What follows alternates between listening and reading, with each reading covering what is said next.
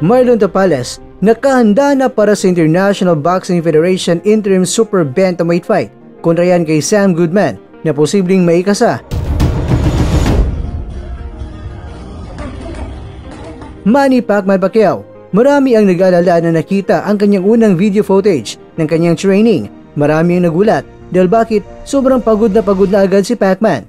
Dito po galing mga kwentong balitang ibabagi ko sa inyo. Kaya tara, kwentuhan na.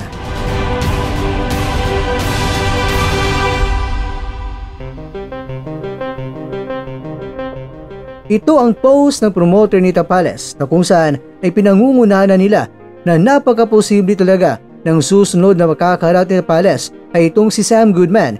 Itong si Goodman mga kwento ay ranked number 1 sa International Boxing Federation World Ranking habang itong si Tapales naman ay ranked number 3. Naniniwala ang kampo ni Tapales na may kasa ito at itong si Tapales rin ay nagpapahiwatig na rin siyang palagan itong si Goodman. Yan naman mga kwento.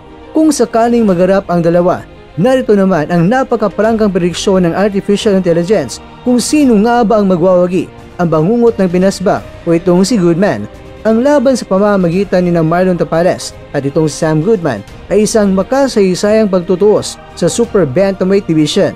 Si Tapales ay may kartada na 40 wins at meron siyang 4 na talo at dating World Boxing Association at International Boxing Federation Super Bantamweight Champion. Samantala, itong si Goodman mga kakwento ay isang Australiano na may record na 15 wins at wala siyang talo at nagpakita siya ng kahusayan sa kanyang nakarang laban, lalong-lalo na kay Rais Salim na kung saan nagpatibay sa kanyang posisyon bilang isang seryosong contender sa dibisyong ito. Si Tapales ay kilala sa kanyang matalim na counter-punching at agresibong estilo. Sa kanyang nakarang laban kay Morjan Akhmadaliev noong April 2023, ipinakita niya ang kanyang kakayahan sa pamamagitan ng pagkapanalo sa pamamagitan ng split decision na nagbigay sa kanya ng WBA at IBF Super Bantamweight titles. Bagamat natalo siya kay Naoya Inoue sa kanilang undisputed world title fight noong December 2023, ngunit itong si Tapales ay bumangon sa pamamagitan ng sunod-sunod ng mga panalo laban yan kay Natapong Jankeo at Saurabh Kumar. Sam Goodman, bagong hamon at determinasyon.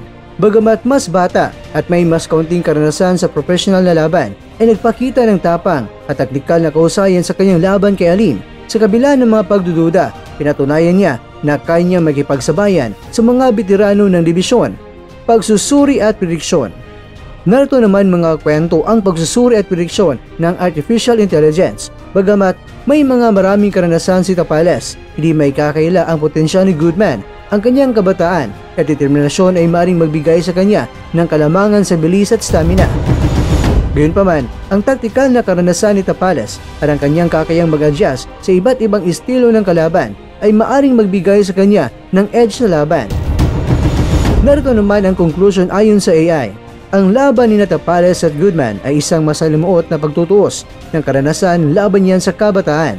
Bagamat may mga aspeto na pabor kay Goodman, ang kabuuang karanasan at taktikal na kahusayan ni Tapales ay nagbibigay sa kanya ng slight edge. Kaya ayon sa AI ay may posibilidad na magwawagi ay itong si Tapales. Gayunpaman, sa boxing ay hindi natin talaga masisiguro ang lahat. Dahil isang suntok lang ay maaring babago ng takbo ng laban o resulta ng laban. Pero ganun pa man mga kwento, kung sakaling may kasa ang laban ito, ikaw rin ba ay naniniwalang ang bangungot ng Pinas ang panalo dito?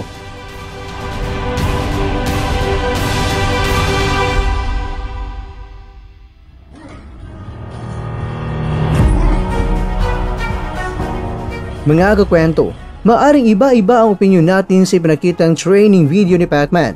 Maring doon ka napabilib sa bilis at lakas ni Pacman, pero ang iba naman ay tinitingnan nila kung ano ang nangyari pagkatapos ng pagpapakita ng bilis at lakas ni Pacman. Dahil marami ang nagsasabi na kakaibang Pacman ang kanilang nakita na talagang agad-agad ng hina. Kaya naman, hindi nila maiiwasan na concern sila sa paparating na laban ni Pacman. Lalong-lalo na, si Barrios ay mas batang kampyon ang kanyang kalaban.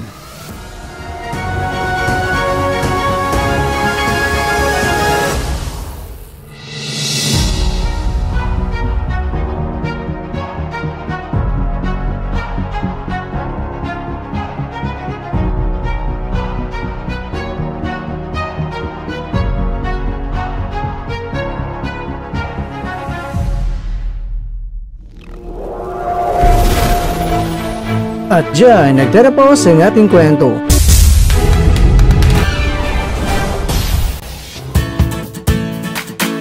Maraming salamat mga kakwento sa inyong panonood. Pero baka naman mga kakwento ay nagustuhan niyo po ang kwento natin ngayon. Baka pwede niyo po akong mabigyan dyan ng like, subscribe at pa-click na rin sa bell button.